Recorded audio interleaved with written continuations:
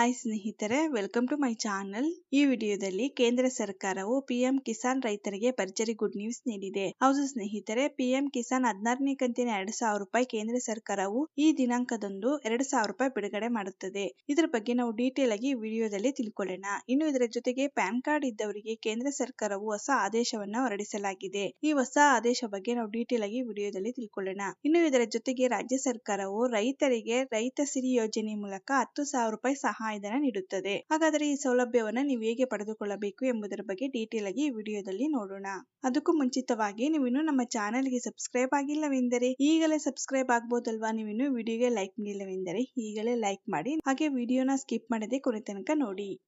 ಕೇಂದ್ರ ಸರ್ಕಾರದ ರೈತಪರ ಮಹತ್ವಾಕಾಂಕ್ಷೆಯ ಯೋಜನೆಯಾದ ಪಿಎಂ ಕಿಸಾನ್ ಸಮ್ಮಾನ್ ನಿಧಿ ಯೋಜನೆಯ 5 ವರ್ಷಗಳನ್ನು ಪೂರೈಸಿದೆ. ಮೋದಿ ಸರ್ಕಾರವು 11 ಕೋಟಿಗೂ ಹೆಚ್ಚು ಫಲಾನುಭವಿಗಳಿಗೆ 2,000 ರೂಪಾಯಿಗಳ 3 ಕಂತುಗಳಲ್ಲಿ ಪ್ರತಿ ವರ್ಷ 6,000 ರೂಪಾಯಿಗಳನ್ನು ನೀಡುತ್ತಿದೆ. ಹಲವು ರೈತ ಫಲಾನುಭವಿಗಳು ಈ ಯೋಜನೆಯ ಲಾಭ ಪಡೆಯುತ್ತಿದ್ದು, ಈಗಾಗಲೇ ಎಲ್ಲ ರೈತರ ಬ್ಯಾಂಕ್ ಖಾತೆಗೆ 14ರಿಂದ 15ನೇ ಕಂತು ಜಮಾ ಮಾಡಲಾಗಿತ್ತು. ಇನ್ನು ಇದೀಗ 16ನೇ ಕಂತು ಹಣ ಜಮಾ ಮಾಡುವ ದಿನಾಂಕ ನಿಗದಿ ಮಾಡಲಾಗಿತ್ತು.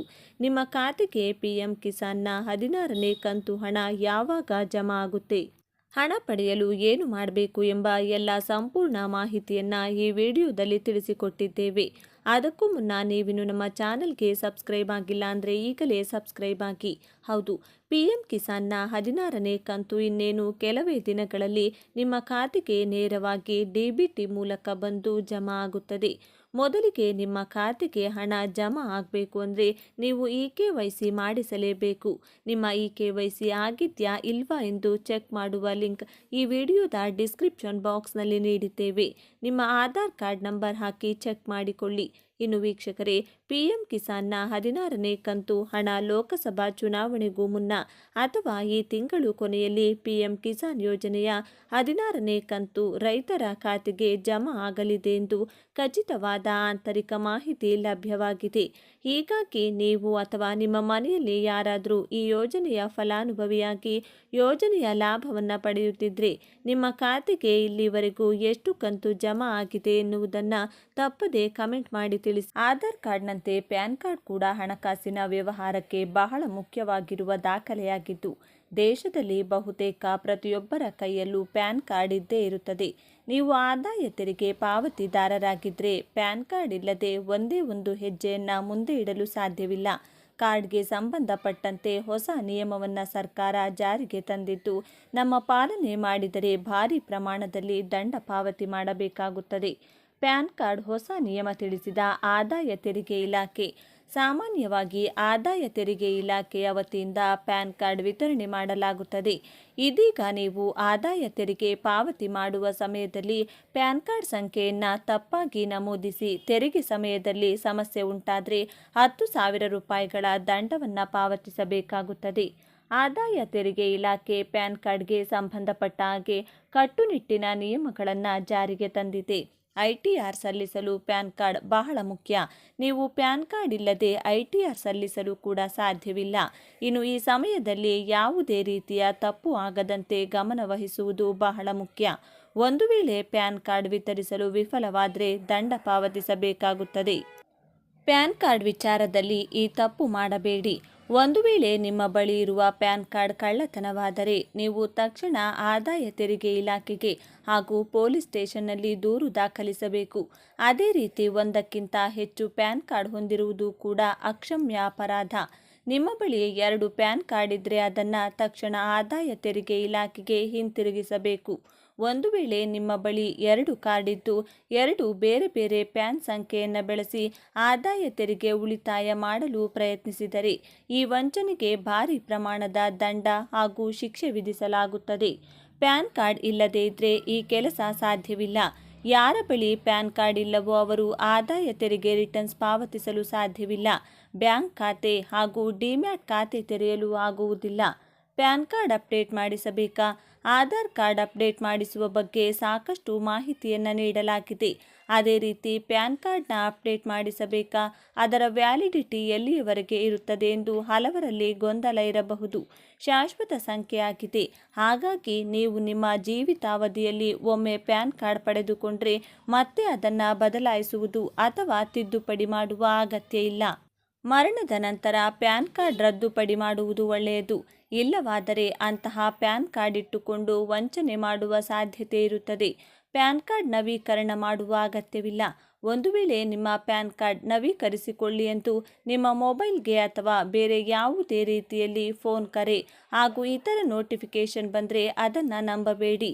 ಆಲ್ಫಾ ನ್ಯೂಮರಿಕ್ ಸಂಖ್ಯೆ ಆಗಿರುವ ಪ್ಯಾನ್ ಕಾರ್ಡ್ ಸಂಖ್ಯೆ ಎಂದಿಗೂ ಬದಲಾಗುವುದಿಲ್ಲ. ಹಾಗಾಗಿ ನೀವು ಒಂದಕ್ಕಿಂತ ಹೆಚ್ಚು ಪ್ಯಾನ್ ಕಾರ್ಡ್ ಹೊಂದಿರಬಾರದು ಹಾಗೂ ಪ್ಯಾನ್ ಕಾರ್ಡ್ನಲ್ಲಿ ಯಾವುದೇ ರೀತಿಯ ವಂಚನೆಯನ್ನು ಮಾಡಬಾರದು. ಒಂದು ವೇಳೆ ಈ ರೀತಿ ಯೋಚನೆ ಮಾಡಿದರೂ ಕೂಡ ನೀವು 10,000ಗಳನ್ನು ದಂಡವಾಗಿ ಪಾವತಿಸಬೇಕು ಹಾಗೂ ಕಾನೂನಿನ ಪ್ರಕಾರ ಆದಾಯ ತೆರಿಗೆ ಇಲಾಖೆ ಶಿಕ್ಷೆ ಕೊಡಿಸುವ ಸಾಧ್ಯತೆಯೂ ಇದೆ. ಕರ್ನಾಟಕ ರಾಜ್ಯ ಸರ್ಕಾರ ರೈತರ ಅಭಿವೃದ್ಧಿಗಾಗಿ ಸಾಕಷ್ಟು ಬೇರೆ ಬೇರೆ ಆರ್ಥಿಕ ಸಹಾಯವನ್ನು ನೀಡುವಂಥ ಯೋಜನೆಗಳನ್ನು ಪರಿಚಯಿಸಿದೆ. ಇತ್ತೀಚೆಗೆ ಕರ್ನಾಟಕ ರಾಜ್ಯದಲ್ಲಿ ಬರಪೀಡಿತ ಪ್ರದೇಶದ ರೈತರಿಗೆ ಬರ ಪರಿಹಾರವನ್ನು ಕೂಡ ಸರ್ಕಾರ ನೀಡಿದೆ. ಮುಂಗಾರು ಮಳೆ ಇಲ್ಲದೆ ಬೆಳೆ ಸರಿಯಾಗಿ ಆಗದೆ ಸಮಸ್ಯೆ ಅನುಭವಿಸುತ್ತಿರುವ ರೈತರಿಗೆ ಇದರಿಂದ ಪ್ರಯೋಜನವಾಗಿದೆ. ಈಗ ರಾಜ್ಯ ಸರ್ಕಾರ ಬಜೆಟ್ನಲ್ಲಿ ಮತ್ತೊಂದು ಯೋಜನೆಯ ಬಗ್ಗೆ ತಿಳಿಸಿದ್ದು, ಈ ಮೂಲಕ ರೈತರು ಸ್ವಾವಲಂಬಿಗೆ ಬದುಕು ಕಟ್ಟಿಕೊಳ್ಳಲು 10,000 ರೂಪಾಯಿಗಳನ್ನು ಸರ್ಕಾರದಿಂದ ಪಡೆಯಬಹುದು. ಅದುವೇ ರೈತ ಸಿರಿ ಯೋಜನೆ. ರೈತ ಸಿರಿ ಯೋಜನೆಯ ಅಡಿಯಲ್ಲಿ ಆರ್ಥಿಕ ಸೌಲಭ್ಯ 2019-20ನೇ ಸಾಲಿನಲ್ಲಿ ರೈತ ಸಿರಿ ಯೋಜನೆಯನ್ನು ಆರಂಭಿಸಿ ನಂತರ ಸ್ಥಗಿತಗೊಳಿಸಲಾಗಿತ್ತು. ಈಗ 2024ರಲ್ಲಿ ಮತ್ತೆ ರೈತ ಸಿರಿ ಯೋಜನೆಗೆ ರಾಜ್ಯ ಸರ್ಕಾರ ಅನುದಾನ ನೀಡುವುದಾಗಿ ತಿಳಿಸಿದೆ. ಅವರಿಗೆ ಬೇಕಾದಷ್ಟು ನೀರನ್ನು ಮುಂಗಾರು ಮಳೆಯಿಂದ ಒದಗಿಸಲು ಸಾಧ್ಯವಾಗದೇ ಇರುವ ಪಕ್ಷದಲ್ಲಿ ರೈತರಿಗೆ ಅನುಕೂಲವಾಗುವಂತೆ ನೀರಾವರಿ ಕೆರೆಗಳನ್ನು ಸರ್ಕಾರ ನಿರ್ಮಿಸಿಕೊಡುತ್ತದೆ. ಇಸ್ರೇಲ್ ಮಾದರಿಯಲ್ಲಿ ಸೂಕ್ಷ್ಮ ನೀರಾವರಿ ಸೌಲಭ್ಯವನ್ನು ನಮ್ಮ ರೈತರು ಕೂಡ ಅಳವಡಿಸಿಕೊಳ್ಳಲು ರಾಜ್ಯ ಸರ್ಕಾರ 250 ಕೋಟಿ ರೂಪಾಯಿಗಳನ್ನು ಮೀಸಲಿಟ್ಟಿದೆ. ಈ ಯೋಜನೆಯ ಅಡಿಯಲ್ಲಿ ರೈತರಿಗೆ ಅನುಕೂಲವಾಗುವಂತಹ ಹಾಗೂ ಅವರ ಕೃಷಿ ಚಟುವಟಿಕೆಗೆ ಬೇಕಾಗುವ ಹಲವು ಸೌಲಭ್ಯಗಳನ್ನು ಒದಗಿಸಿಕೊಡುವುದು ಸರ್ಕಾರದ ಉದ್ದೇಶವಾಗಿದೆ. ರೈತರಿಗೆ ನೀರಾವರಿಗೆ ಬೇಕಾಗುವ ಕೃಷಿ ಹೊಂಡ, ಸೂಕ್ಷ್ಮ ನೀರಾವರಿ ವ್ಯವಸ್ಥೆ ಮೊದಲಾದವುಗಳನ್ನು ಒಳಗೊಂಡಂತೆ ಸಾಕಷ್ಟು ಪ್ರಯೋಜನಗಳು ರೈತ ಸಿರಿ ಯೋಜನೆಯ ಅಡಿಯಲ್ಲಿ ಸಿಗಲಿದೆ. ರೈತ ಸಿರಿ ಯೋಜನೆ ಪ್ರಯೋಜನ ಪಡೆದುಕೊಳ್ಳಲು ಯಾರು ಅರ್ಹರು? ಕರ್ನಾಟಕದ ನಿವಾಸಿಗಳಾಗಿರಬೇಕು. ಕೃಷಿ ವೃತ್ತಿಯನ್ನೇ ಮಾಡುವವರಾಗಿರಬೇಕು.